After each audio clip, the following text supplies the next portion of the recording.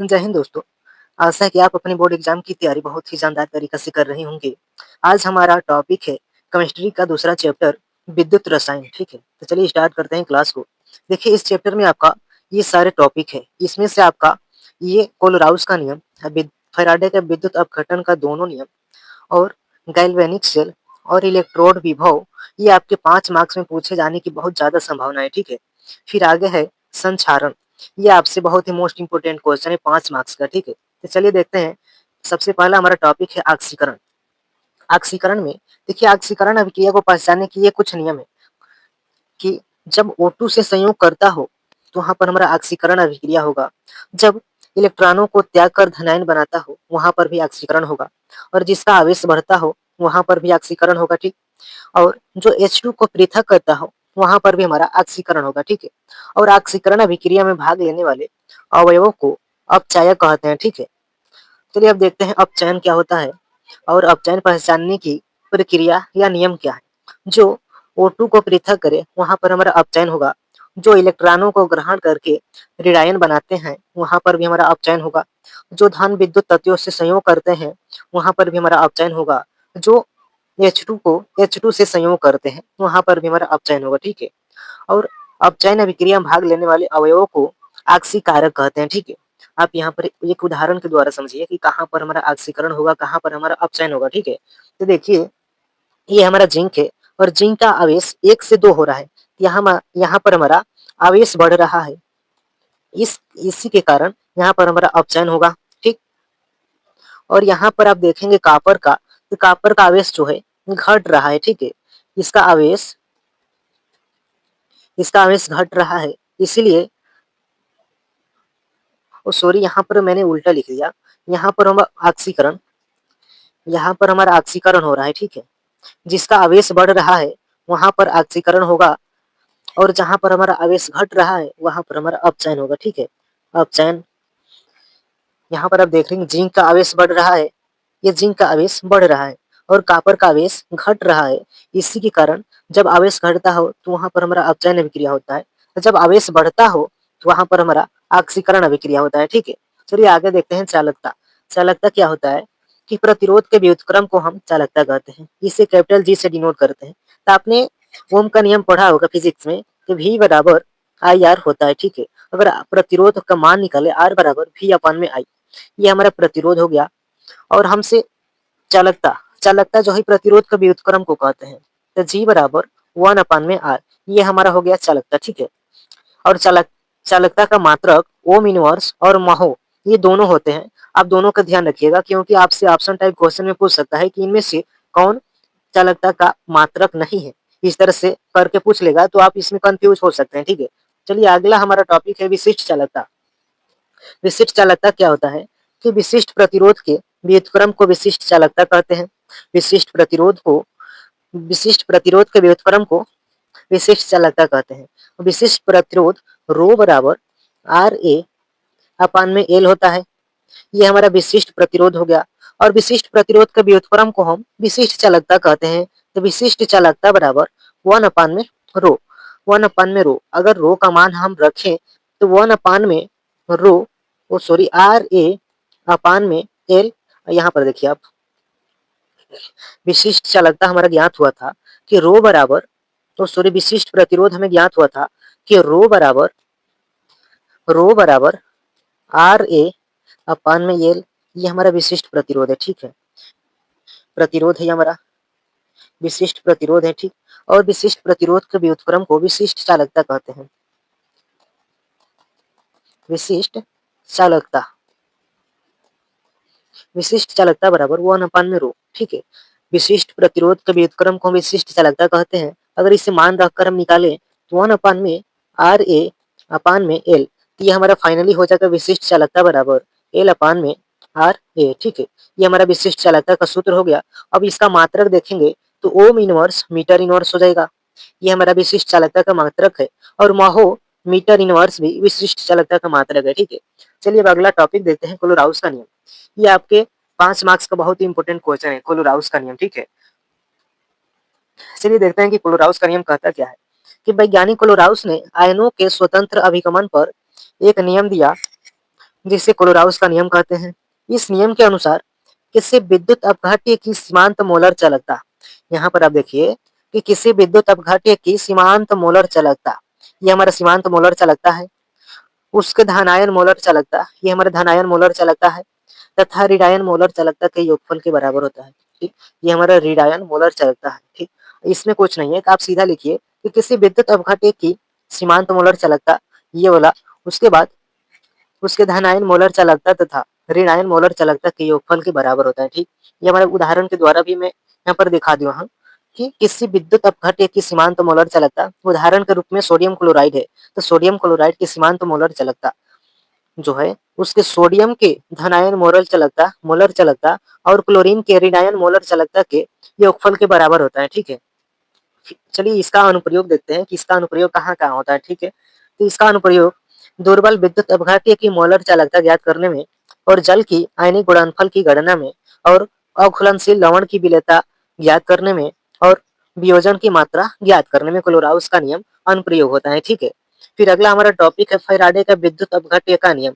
यह भी हमारा 5 मार्क्स में आने का पूरी संभावना है। ठीक है, चलिए देखते हैं कि फैराडे का विद्युत अपघटन का पहला नियम क्या कहता है कि किसी विद्युत अपघट्य के किसी इलेक्ट्रोड पर मुक्त होने वाली पदार्थ की मात्रा उसमें प्रवाहित आवेश की मात्रा के समानुपाती होता है। यहाँ पर आप देखिए कि यदि इलेक्ट्रोड पर मुक्त होने वाली पदार्थ का द्रव्यमान W हो तथा प्रवाहित विद्युत आवेश की कुल आवेश Q हो, ये हमारा पदार्थ का द्रव्यमान और ये हमारा Q आवेश हो गया। तो फैराडे के प्रथम नियम से कि किसी विद्युत अपघट्य की इलेक्ट्रोड पर मुक्त होने वाली पदार्थ की मात्रा W उसमें प्रवाहित आवेश की मात्रा के समानुपाती होता है, समानुपाती Q। अगर हम समानुपाती का चिन्ह हटाएं तो ये हमारा एक नियतांक Z बराबर जेड क्यू। ठीक है, तो अगर हम Q का मान या सूत्र के अनुसार Q का मान रखें तो Z बराबर W बराबर जेड आई टी, ये हमारा फैराडे का विद्युत अपघट्य का पहला नियम से प्राप्त हुआ। ठीक है, और यहाँ पर हमारा Z जो है विद्युत रासायनिक तुल्यांक है। ठीक है, इसके बाद वही यहाँ पर दिखाया गया है कि W बराबर जेड आई टी, फैराडे का विद्युत अपघटन के पहले नियम से ये प्राप्त हुआ था। अगर हम Z बराबर ज्ञात करें तो Z बराबर W अपान में आई टी। अगर आई का मान 1 एम्पियर रखें और टी का मान 1 सेकेंड रखें तो हमारा Z बराबर W ये फाइनली बराबर हो जाएगा। तो ये हमारा फैराडे का विद्युत अपघटन का पहला नियम था। ठीक है, अब देखते हैं फैराडे का विद्युत अपघटन का दूसरा नियम। दूसरा नियम ये कहता है कि विभिन्न सेलों को श्रेणी क्रम में जोड़कर विद्युत सेलों को श्रेणी क्रम में जोड़कर उसमें धारा प्रवाहित करने पर इलेक्ट्रोड पर उत्पन्न होने वाले पदार्थ की मात्रा विद्युत रासायनिक तुल्यांक के बराबर होता है। ठीक है, आप इससे देखिए कि विभिन्न सेलों को श्रेणी क्रम में जोड़कर उसमें धारा प्रवाहित करने पर इलेक्ट्रोड पर उत्पन्न होने वाली पदार्थ की मात्रा W, उसमें उसके इलेक्ट्रोड पर उत्पन्न होने वाले पदार्थ की मात्रा W और विद्युत रासायनिक तुल्यांक के बराबर होता है। ये E1 के बराबर होता है। ये हमारा विद्युत रासायनिक तुल्यांक है। ठीक है, ये हमारा सब तीनों का विद्युत रासायनिक तुल्यांक E और पदार्थ का द्रव्यमान W दोनों का समानुपाती बराबर होता है। ठीक है, चलिए अब अगला है हमारा गैल्वेनिक सेल। तो गैल्वेनिक सेल क्या कहता है कि वह विद्युत रासायनिक सेल जिसमें स्वतः होने वाली ऑक्सीकरण अपचयन अभिक्रिया के कारण रासायनिक ऊर्जा विद्युत ऊर्जा में परिवर्तन होती है, गैल्वेनिक सेल कहलाता है। देखिए गैल्वेनिक सेल में जो ऑक्सीकरण और अपचयन दोनों क्रियाएं अपने आप होती हैं। ठीक है, तो यहाँ पर देखिए एनोड पर हमारा ऑक्सीकरण होता है और कैथोड पर अपचयन होता है। ठीक है, यहाँ पर देखिए इसके डायग्राम के द्वारा एक बर्तन है जिसमें हमारा जिंक सल्फेट का विलयन है और दूसरे बर्तन में कॉपर सल्फेट का विलयन है। ठीक है, और जिंक सल्फेट के विलयन वाले पात्र में एक जिंक की रॉड लगी है जो कि एनोड की भांति कार्य करता है और कॉपर सल्फेट के विलयन में एक कॉपर की रॉड लगी हुई है, वो कैथोड की भांति कार्य करता है। तो एनोड को हमारा ऑक्सीकरण होता है और कैथोड पर अपचयन होता है और इसमें आवेश जो है एनोड से कैथोड की ओर प्रवाहित होता है और बीच में एक लवण सेतु लगा है। इसमें अगार अगार जेली के रूप में पोटेशियम क्लोराइड का लिक्विड भरा होता है। ठीक है, तो फाइनली यहाँ पर आप देख रहे हैं कि सेल का ये समीकरण है। ठीक, जिंक जिंक ये हमारा सेल का ये सूत्र है। ठीक है, आप किसी भी समीकरण को सेल के रूप में लिखेंगे तो इसी फॉर्मेट में लिखेंगे। ठीक है, फिर अगला है हमारा टॉपिक सीसा संचायक सेल। सीसा संचायक सेल क्या होता है कि सीसा संचायक सेल में एनोड लेड का बना होता है और कैथोड लेड ऑक्साइड का बना होता है, ठीक है। इसमें 38% सल्फ्यूरिक अम्ल का विलयन विद्युत अपघट्य का कार्य करता है, ठीक है। यहाँ पर आप डायग्राम के द्वारा समझिए कि ये हमारा एक सेल है, ये बैटरी ही है, बैटरी ही है जो सीसा संचायक सेल इसे कहते हैं, ठीक है। यहाँ पर आप देखिए कि जो पूरा ब्लैक सा है, ये पूरा ब्लैक सा है, इससे हम लेड ऑक्साइड का बना होता है, इसे हम कैथोड कहते हैं, ठीक। और ये जो है हल्का सा व्हाइट सा है, ये पूरा लेड का बना होता है, इसे हम एनोड कहते हैं, ठीक। और इसमें जो खाली स्थान है, इसमें एक लिक्विड भरा होता है जो सल्फ्यूरिक अम्ल भरा होता है, जो पूरा 38% ही भरा रहता है, ठीक है। अब यहाँ पर देखिए, इसमें कैथोड और एनोड पर दोनों अलग अलग क्रियाएं होती हैं, ठीक। यहाँ पर देखिए, जब लेड हाइड्रोजन और सल्फेट के साथ विक्रिया करता है तो लेड सल्फेट बनता है। जब लेड ऑक्साइड हाइड्रोजन और सल्फेट के साथ विक्रिया करता है तो यहाँ पर भी लेड सल्फेट बनता है, ठीक है। यहाँ पर देखिए सेल का जब ये बैटरी बनता है, तो जब बैटरी बनेगा तो वहाँ पर तीनों आपस में एक साथ विक्रिया करती है, तो ये हमारा लेड पीबी प्लस पीबीओ2 और सल्फ्यूरिक अम्ल 2H2SO4 आपस में क्रिया करते हैं तो बनता है लेड सल्फेट PbSO4। ये हमारा लेड सल्फेट बना। यही हमारा सीसा संचायक सेल और इसका समीकरण था, ठीक है। फिर आपको एग्जाम में पूरा का ये डायग्राम बनाना होगा, नहीं तो आपके मार्क्स कट सकते हैं, ठीक है। चलिए अगला हमारा टॉपिक है इलेक्ट्रोड विभव। ये भी हमारा 5 मार्क्स में पूछे जाने की पूरी संभावना है, ठीक है। चलिए देखिए इलेक्ट्रोड विभव क्या होता है। इलेक्ट्रोड विभव, जब किसी धातु की छड़ को उसके लवण के विलयन में डुबोया जाता है तो धातु तथा विलयन के बीच जो विभव उत्पन्न होता है उसे इलेक्ट्रोड विभव कहते हैं। फिर से समझिए कि जब किसी धातु की छड़ को उसके लवण के विलयन में डुबोया जाता है तो धातु तथा विलयन के बीच एक विभव उत्पन्न होता है, उसे इलेक्ट्रोड विभव कहते हैं। उदाहरण के द्वारा समझिए कि ये कापर की छड़ है और कापर सल्फेट की एक लवण की विलयन है, ठीक। कापर सल्फेट लवण की एक विलयन है, उसमें जब कापर की छड़ को डुबोया जाता है तो कापर की छड़ और विलयन के सापेक्ष ऋणावेशित हो जाती है, जिससे कापर धातु और कापर आयनों के मध्य विभवांतर उत्पन्न हो जाता है।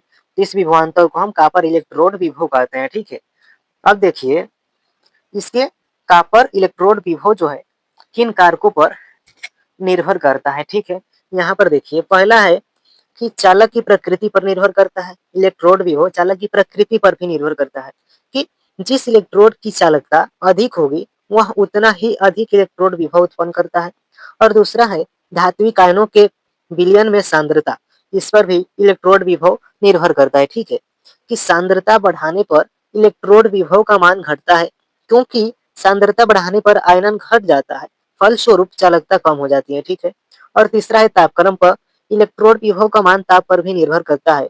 जो ताप बढ़ाने पर आयनन बढ़ जाता है जिसके कारण इलेक्ट्रोड विभव भी बढ़ जाता है, ठीक है। फिर अगला हमारा टॉपिक है मानक इलेक्ट्रोड विभव। मानक इलेक्ट्रोड विभव क्या होता है कि जब किसी धातु की छड़ को 25 डिग्री सेल्सियस और 1 एटीएम दाब और 1 मोलर सांद्रता वाले विलयन में डुबोया जाता है तो धातु तथा विलयन के बीच जो विभव उत्पन्न होता है उसे मानक इलेक्ट्रोड विभव कहते हैं, ठीक है। आज से ये मानक इलेक्ट्रोड विभव आपको पूरी तरह से समझ में आया होगा, क्योंकि 2 मार्क्स में हर साल पूछता है, ठीक है। और इसे हम ई नॉट से प्रदर्शित करते हैं। ये हमारा निर्नष्ट समीकरण है और निर्नष्ट समीकरण में आप देखेंगे ई नॉट सेल यूज होता है, तो यही हमारा मानक इलेक्ट्रोड विभव इसे कहते हैं, ठीक है। चलिए अब अगला है हमारा निर्नष्ट समीकरण। तो निर्नष्ट समीकरण क्या होता है कि सेल का विद्युत वाहक बल आयनों की सांद्रता पर निर्भर करता है, अतः विद्युत वाहक बल और आयनों के मध्य संबंध को निर्नष्ट समीकरण कहते हैं, ठीक। इसका समीकरण है ई सेल बराबर E naught cell minus 0.059/2 log Q. Q आपका उत्पाद अपन में क्रिया कारक होता है, ठीक है। यही हमारा निर्नष्ट समीकरण था। तो अब देखिए जहां पर हमारा आर जो है एक गैस स्थिरांक है, इसका मान हर समय स्थिर रहता है 8.3145 जीरो कुल मोल, ठीक है। और टी जो है ताप है, जो कि हर वक्त केल्विन में ताप को लेना है, ठीक।